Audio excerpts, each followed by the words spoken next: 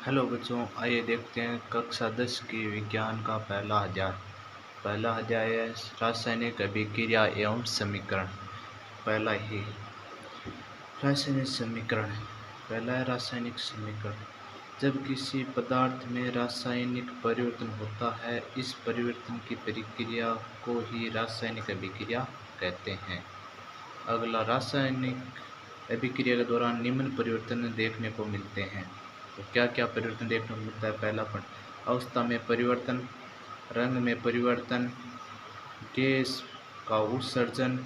अगला पॉइंट, ताप में परिवर्तन। उसको देखते हैं। रासायनिक अभिक्रिया के उदाहरण कौन कौन से हैं? तो सबसे पहले रासायनिक अभिक्रिया के उदाहरण देखते हैं। पहले देखो, मैग्नीशियम रिबन का ऑक्सीजन यानी वायु की उपस्थिति में दहन करवाने पर वह मैग्नीशियम ऑक्साइड में बदल जाता है, जैसा कि 2Mg+O2 बराबर 2MgO। अगला पॉइंट है लेड। सीसा नाइट्रेट के घोल में पोटेशियम आयोडाइड का घोल मिलाने पर पोटेशियम नाइट्रेट व लेड आयोडाइड प्राप्त होता है, जैसे Pb कोष्टक शुरू NO3 कोष्टक 1 2 प्लस के 2Ki बराबर 2KNO3 प्लस PbI2।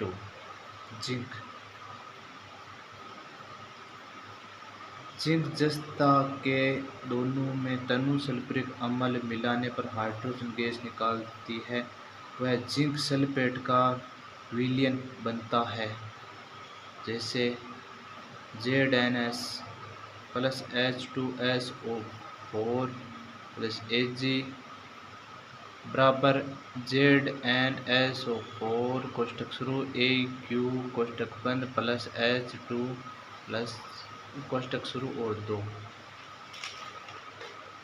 जल्दी देखते हैं दोस्तों, आइए।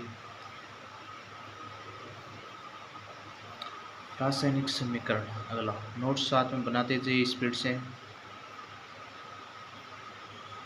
किसी रासायनिक के अभिक्रिया के अभिकारकों एवं उत्पादों के प्रतीकों व रासायनिक सूत्रों का प्रयोग करके प्रदर्शित करना रासायनिक समीकरण कहते हैं। अगला, रासायनिक समीकरण लिखना किस तरह?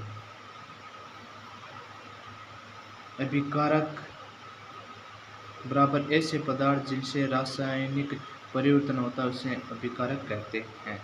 अगला, उत्पाद। रासायनिक अभिक्रिया के बाद जो नए पदार्थ का निर्माण होता है उसे उत्पाद कहते हैं। अब समीकरण लिखने के तरीके क्या किस प्रकार से हैं? तो समीकरण में बाईं तरफ लिखे जाने वाले पदार्थों को अभिकारक व दाईं तरफ के पदार्थों को उत्पाद कहते हैं।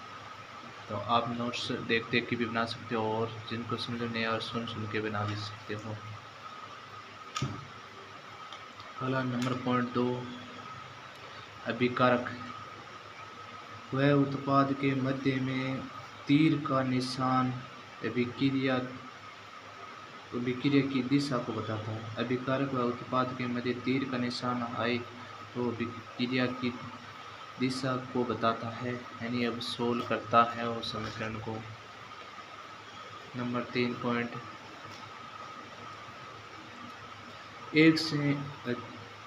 एक से अधिकारक या उत्पाद होने पर बीच में प्लस का चिन्ह लगाकर उन्हें लिखा जाता है। अगला 4 नंबर पॉइंट है, रासायनिक अभिक्रिया में भाग लेने वाले अभिकारकों व उत्पादों की अवस्था जैसे ठोस, द्रव्य, गैस, जलीय को पदार्थों के साथ कोष्टक में लिखा जाता है। अगला 5 नंबर पॉइंट, अभिक्रिया की स्थिर परिस्थितियां जैसे ताप, दाब, उत्प्रेरक आदि तीर के निशान के ऊपर लिखे जाते हैं। देखो, रासायनिक समीकरण संतुलन अभिक्रिया द्रव्यमान संरक्षण के नियम का पालन करती है। द्रव्यमान संरक्षण का नियम, किसी भी रासायनिक अभिक्रिया में द्रव्यमान का न तो निर्माण होता है और न ही विनाश होता है।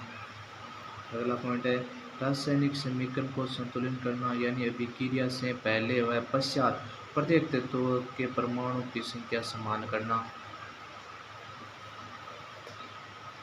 हेलो देखो, रासायनिक समीकरण को संतुलन करने के चरणबद्ध तरीके क्या क्या है। नंबर 1 देखते हैं, समीकरण संतुलन करते समय पहले ऑक्सीजन व हाइड्रोजन छोड़ व अन्य तत्वों के परमाणु की तुलना करना, जो तीर के दोनों तरफ है वह उन्हें संतुलन करना। नंबर 2 पॉइंट, अंत में हाइड्रोजन और ऑक्सीजन के परमाणुओं की तुलना करके संतुलन करना, जैसे Fe+H2O यानी बराबर या तीर का निशान करके इनका परिणाम Fe3O4+H2 यानी असंतुलित समीकरण है। फिर आते 3Fe+4H2O तीर Fe3O4+4H2O संतुलित समीकरण है ये। अगला बना लिखते जाइए,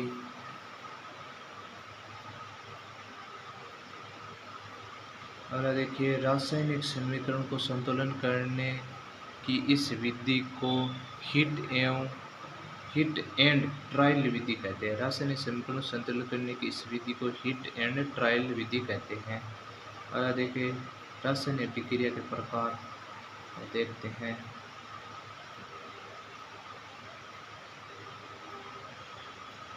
रासायनिक अभिक्रिया में अभिकारकों के तत्वों के परमाणु उत्पाद में तत्वों के परमाणु के बराबर होता है। अभिक्रिया के दौरान न कोई परमाणु कम होता है न ही बढ़ता है। अगला देखिए,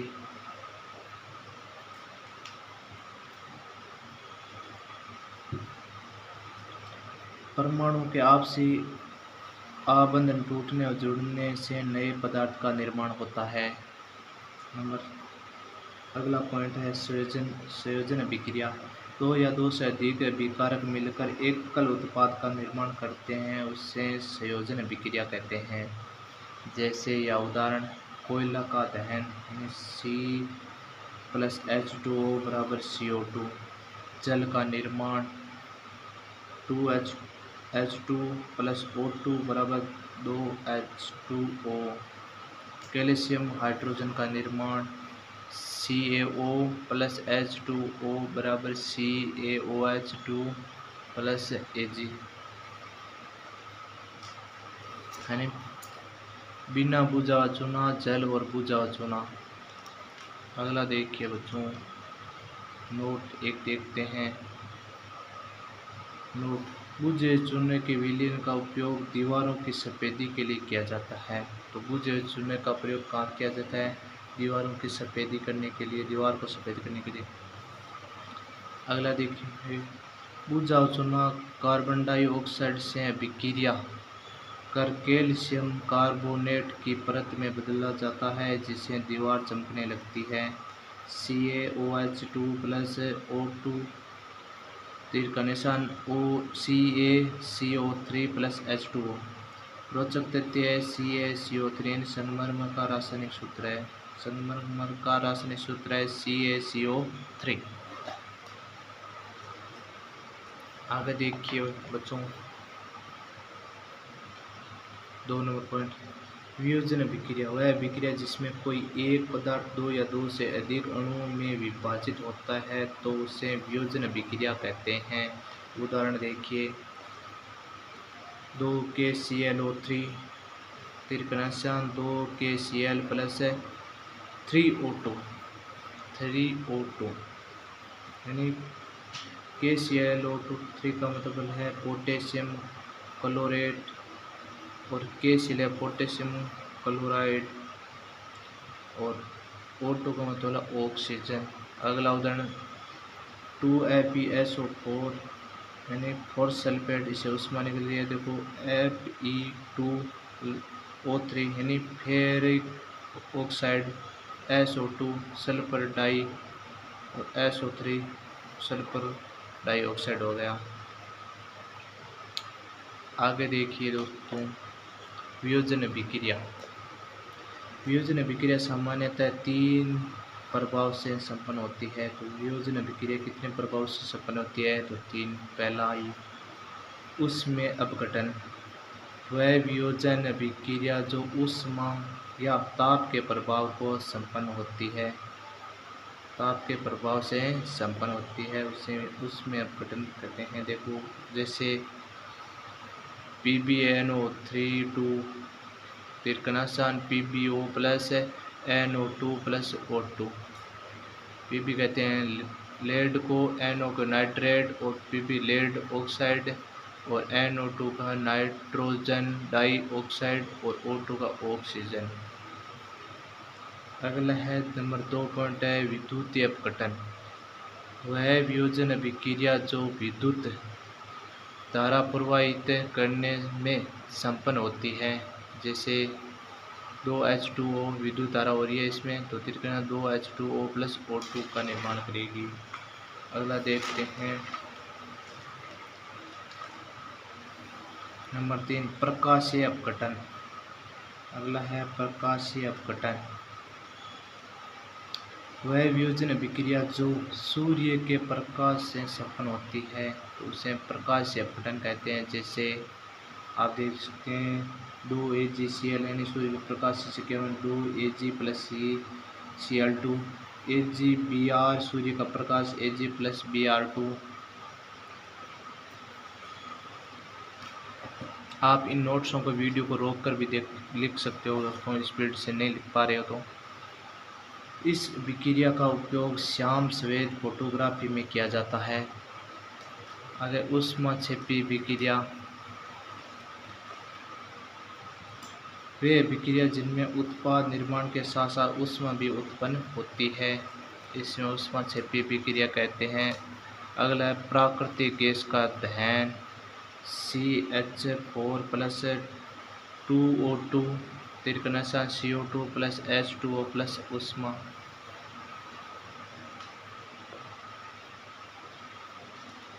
आगे ऊष्माशोषी अभिक्रिया।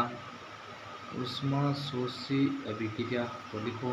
वे अभिक्रिया जो क्रिया के दौरान ऊष्मा ग्रहण या अवशोषित करती है, उसमें ऊष्माशोषी अभिक्रिया कहते हैं। जैसे उदाहरण CaCO3 प्लस ऊष्मा CaCO प्लस CO2।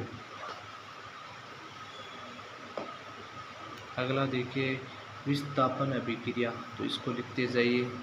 वह अभिक्रिया जिसमें अधिक क्रियाशील तत्व कम क्रियाशील तत्व को उसके संघटक या यौगिक से विस्थापित कर देता है। तो पहला है Fe प्लस C4SO4 फिर निशान FeSO4 प्लस Cu। Fe का आयरन, CuSO4 का कॉपर सल्फेट, FeSO4 का फिर सल्फेट, Cu का copper. Zn zinc S plus SuSO4 copper sulphate तिरकने ZnSO4 zinc sulphate plus Cu copper. Pb lead CuCl2 copper sulphate तिरका निशान PbCl2 ने lead chloride plus Cu copper.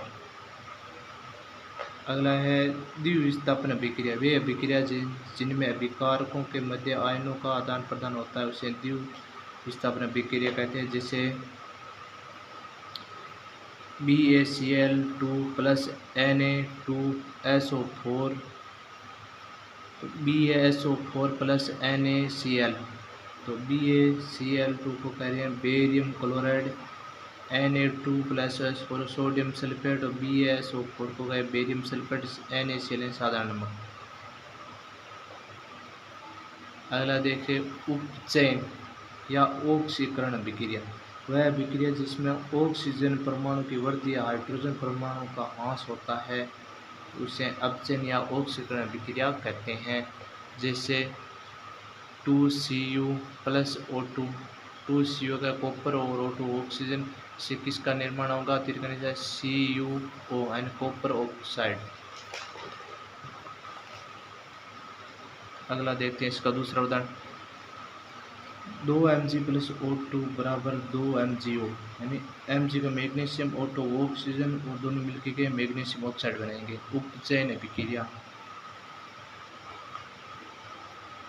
वह अभिक्रिया जिसमें ऑक्सीजन की कमी या हाइड्रोजन की वृद्धि हो उसे अपचयन अभिक्रिया कहते हैं। अगला रेडॉक्स अभिक्रिया, वह अभिक्रिया जिसमें उपचयन व अपचयन दोनों एक साथ होते हैं, जैसे CuO प्लस H2 मतलब Cu प्लस H2O, जिससे अपचयन हो रहा है। तो उपचयन किस प्रकार से होगा, ZnO प्लस C, तो तीर का निशान Zn प्लस CO, तो इसमें उपचयन हो रहा है। अगला और देखते हैं एक MnO2 प्लस 4HCl, तो तीर का निशान, तो इसे क्या बनेगा 2MnCl2 plus H2O plus Cl2, तो इसे अपचयन हो रही है। दैनिक जीवन में अपचयन के प्रभाव क्या क्या है, दैनिक जीवन में उपचयन के प्रभाव क्या है, तो उपचयन के प्रभाव देखने में तो पहला आता है संरक्षण, तो पहला पॉइंट आता है संरक्षण का। यह अम्ल व आर्द्रता के कारण संक्षरण, संक्षरण, यह अम्ल व आर्द्रता के कारण संक्षरण होता है। नंबर 1 लोहे पर जंग लगना, नंबर 2 चांदी पर काली परत आ जाना, तांबे पर हरी परत जमना, ये संरक्षण के उदाहरण हैं। अगला है विकृत गंधिता, तो इसको देखिए, वसा युक्त या तेल सामग्री का अपचयन के पश्चात स्वाद व गंध का बदलना ही विकृत गंधित कहते हैं। तो जैसे चिप्स के पैकेट को ऑक्सीकृत होने से बचाने के लिए नाइट्रोजन गैस भरी जाती है, तो हमारे चिप्स का पैकेट है उसमें कौन सी गैस भरी जाती है, तो नाइट्रोजन गैस भरी जाती है, ऑक्सीजन से बचाने, सड़ने गले से। अगला अध्याय हम करेंगे अगले वीडियो में।